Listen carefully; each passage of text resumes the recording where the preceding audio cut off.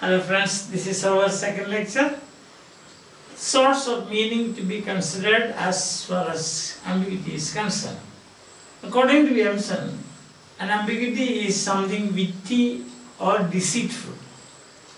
For example, if you see a sentence like this, tomorrow you shall be a grave man. A grave man. Now this is a witty statement. The sense that tomorrow you will be a serious person, or another is tomorrow you will be in the grave. That's a kind of, the situation is a witty situation, isn't it? Then secondly, not that a comedy that you should laugh. Second one is, he says, something deceitful. That famous sentence, kill him, not spare him. This can be kill him, not spare him. Now this can be a deceitful one, either to save him or to kill him. Okay. Now, according to Empson, this is an extended sense. What? Ambiguity. Ambiguity is an extended sense. Means any verbal nuance, he says. Any verbal nuance. Any verbal nuance is an ambiguity. Any verbal nuance, it can be slight. So there's only a very slight and unimportant. But if it gives opportunities, or it gives room for alternative reactions to the same piece of language, then that is ambiguity. Any nuance which gives room for an alternative reactions to the same piece of language. So we can see, you shall be a grave man. An alternative reaction is there. An alternative reaction we can see here.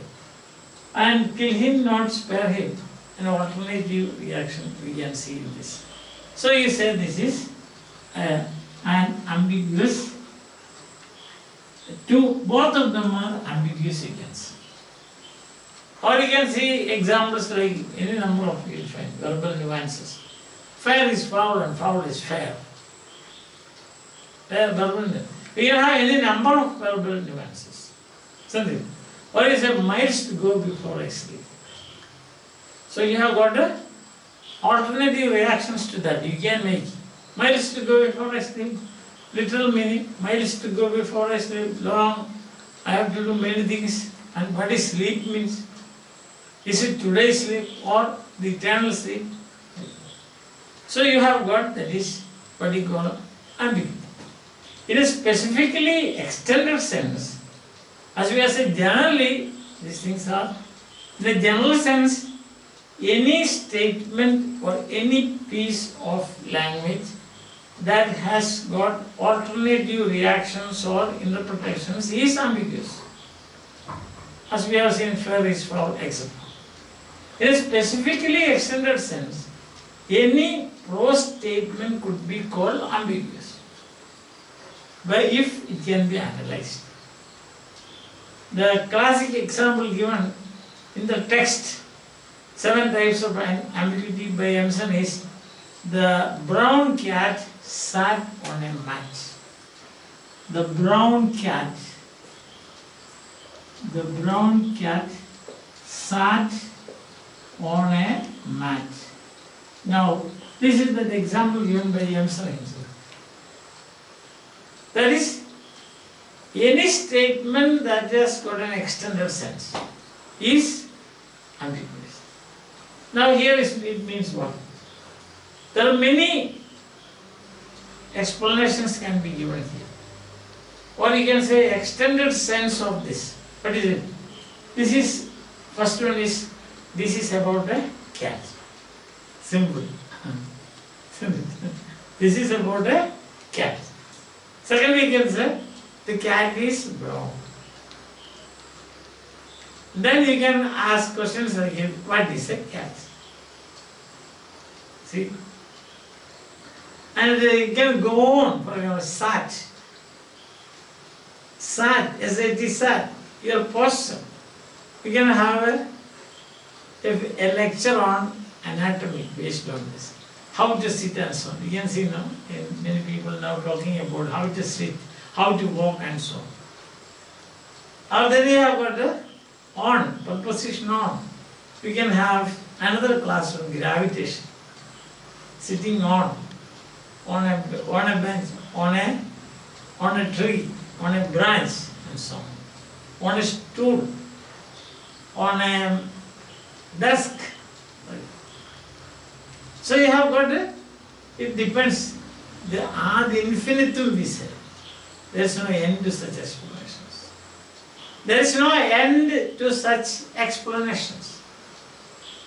Explanation depends upon the explainer, says Empson. It is the explainer who should control himself. Understand? But as we have seen, such explanations are irrelevant. The brown cat sat on a mat. It doesn't tell you anything more except go on explaining it. Once I told you, there was once I think I told you this. There was a professor who used to say like this, who used to teach. 1,000 thoughts came to my mind. Then the question, how many thoughts came to my mind? Question doesn't carry any sense. Why? Because no new information. All what is given in that 1,000 thoughts came to my mind, you are repeating. Like that. Here also, the brown cat sat on a mat. You can go on talking about gravitation, you can talk about anatomy, talk about the color, different colors in the world, you can talk about many animals and so on. It's irrelevant. Nothing fundamental there. The literary critic is concerned with the implications. Implications. So that is the sorts of meaning to be considered. First sort of meaning or first kind of meaning that we consider in literary criticism is implication. Implication. Sorry. Implication.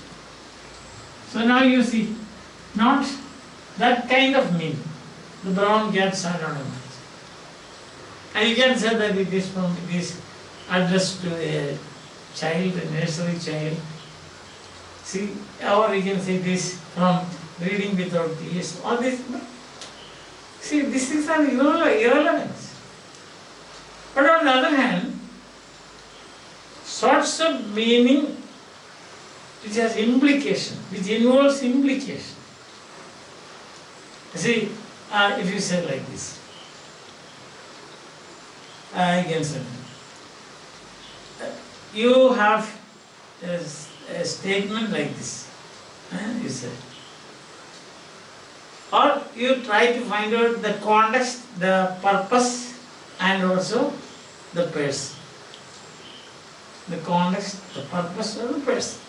Now, a sentence that is a grammatical structure that will be too complicated to say. So, a sentence, you can say. Very often that we have quoted in our lecture series is, keep up your bright swords for the dew will rust them. Okay? Keep up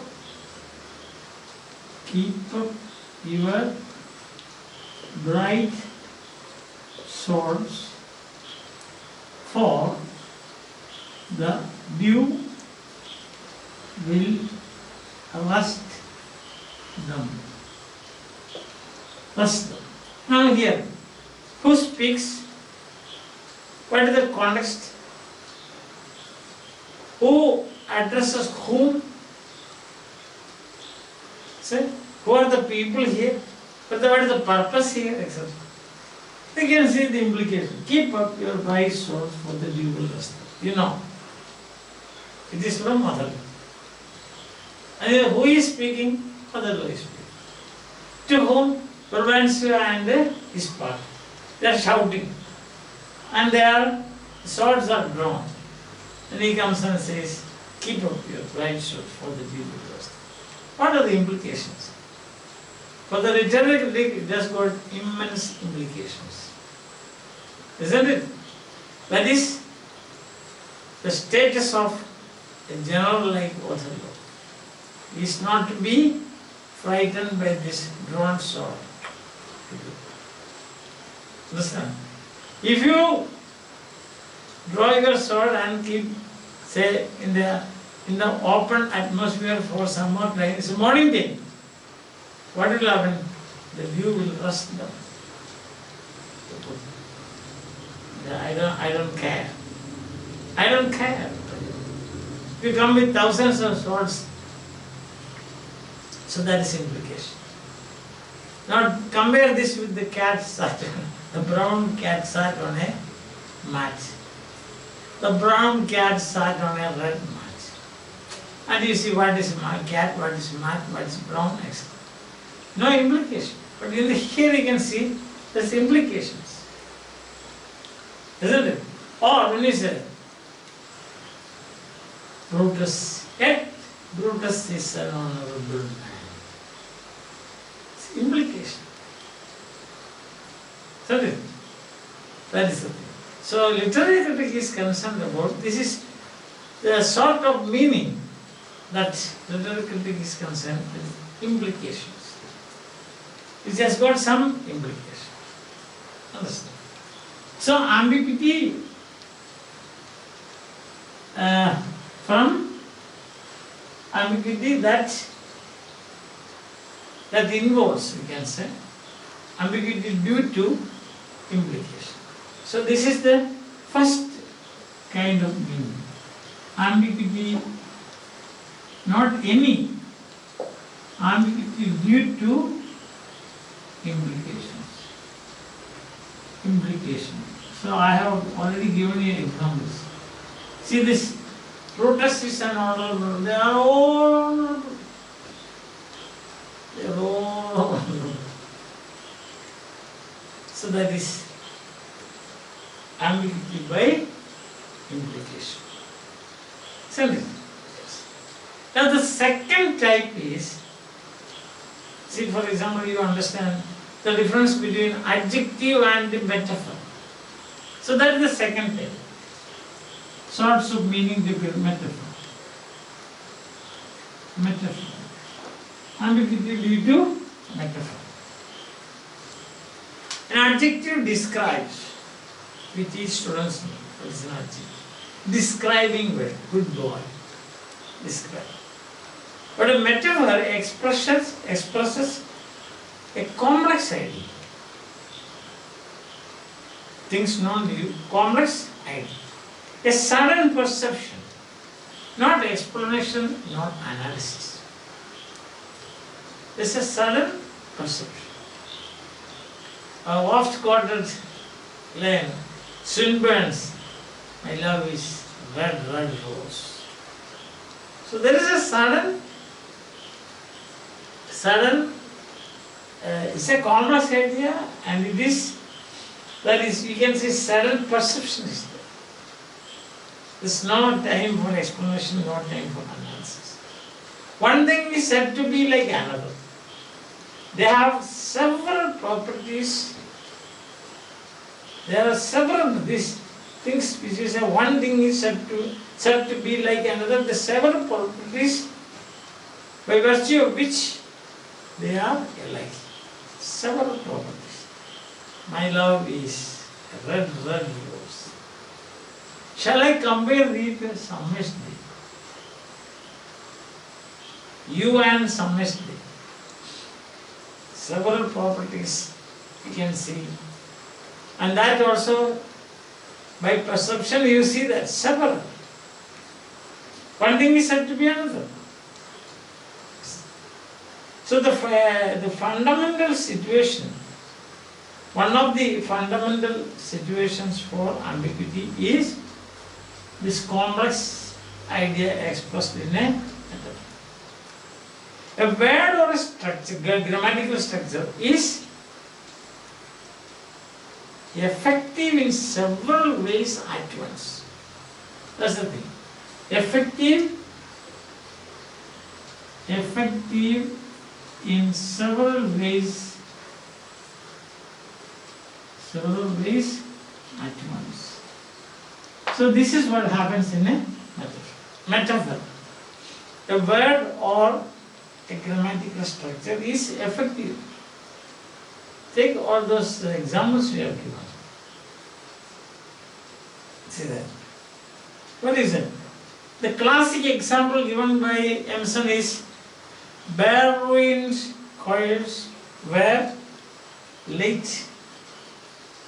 Bare-ruined choirs were like the sweet birds sang. Isn't it? I hope you have taken these things. So, bare-ruined choirs. Bare-ruined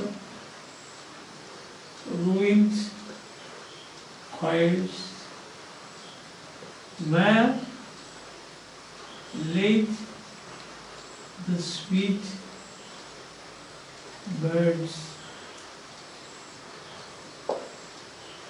Bare-ruined choirs were late. What happens? Where late the sweet birds sing. Where late the sweet birds sing. Shakespeare's songs. One of Shakespeare's songs. Now you can see, this is the classic example again given by Empson himself. Several, as we said, several effective in several ways. Birds. Bare-ruined choirs. Choir where late the sweet birds sing. And he says, half a dozen plus.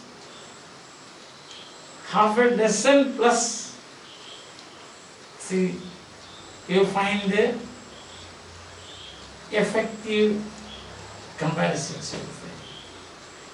This idea. First is different. How this can be the comparisons, the points.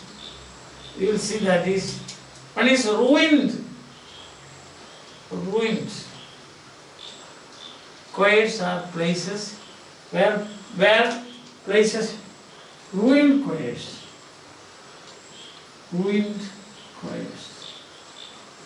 Places to sing. Now abandoned. Once upon a time it was very active and lively, but now abandoned. Ruined choirs are places to sing. Then second comparison is, they involve sitting in a row. They involve sitting in a row. Like birds sitting on branches in a row. So that is involved sitting in a row. Third is, they are made of wood. These choirs are made of wood. Because the birds sit not on a plastic stick. See? Not on a plastic or electric wires, but on wood. That is branch. Understand? And then these choirs used to be surrounded by sheltering buildings. Choirs used to be surrounded by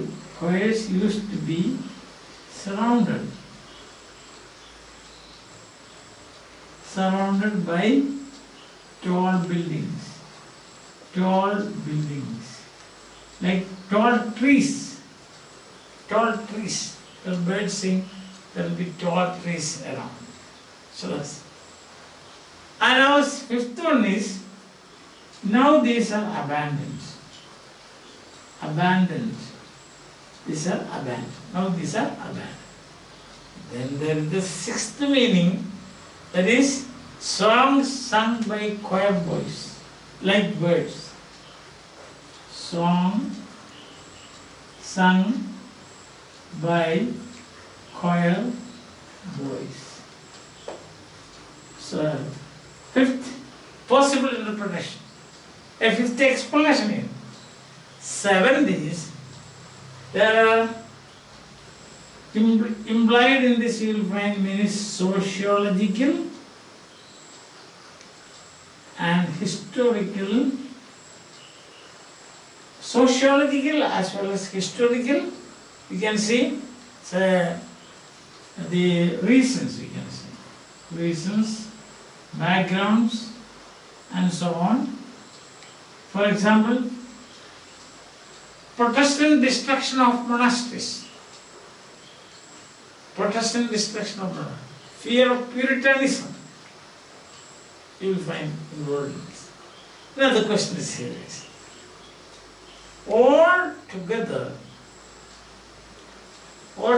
combined to make this line so beautiful and so rich in meaning. Now the question here is, the ambiguity arises, which one is to be selected out of the 7 meanings? Which one is to be selected? Should you say bare ruined choirs, where laid sweet birds sing? It is about ruined choirs where choir boys used to sing. Now it is abandoned. Is it that they involve sitting in a row? See, there are 7 possible explanations here, implications of, not explanations, but implications of. So together the line becomes very rich, very beautiful, combined beauty. Which one is it select? The richness and heightened effect of poetry. The richness and heightened effect of poetry is caused by this ambiguity. Ambiguity due to metaphor. And also, naturally, as we have said, effective in several ways at once. Effective in several ways at once. This is what I mean. Effective in several ways at once. Understand? So, these are the sorts of meaning that the author is going to consider in his book, 7 Types of Ambiguity, not the sort of meaning that we saw, the brown cat sat on a mat, or the brown cat sat on a red mat, or say interpretations of Humpty Dumpty sat on a wall. So you will say, where was Humpty Dumpty sitting? On a wall. What kind of a wall was that? It must be as great as the Great Wall of China. It's no implication there. Neither is there an implication, nor is there that complex idea presented before you by use of a metaphor. So ultimately, as we said in the last class, what is the function of ambiguity in poetry? The function of ambiguity in poetry is enrichment and enhancement. 2 words. Enrichment of the meaning and enhancement of the pleasure that the reader is going to enjoy. I hope you are following me. So this is our second lecture. Today we have considered, of course I have taken all these points from the text, that is 7 Types of Ambiguity by William Empson. Nothing new. I haven't presented anything new here or made anything new. All these, as I told you, examples. It's a bare ruined choirs where late the sweet birds sing, and then the brown cat sat on a mat, These are all examples given by Empson himself in that book. Of course, fair is for etc. non-due, miles to go is non-due, isn't it? Then keep up your bright source, that is non-due. And you will be a grave man tomorrow, that is non-due, from Romeo and Juliet. See that? And kill not etc. non-due, from Marlowe. So I think that's why, that since things are very familiar to you, I took few examples from outside. Otherwise, even without that, this lecture is complete by taking these two examples given by Empson himself. So I hope that you are following, you are really enjoying. Then what you should do is share this with your friends and ask them to subscribe so that they also get benefit out of this. If you find this is useful to you, bye, have a nice time, enjoy.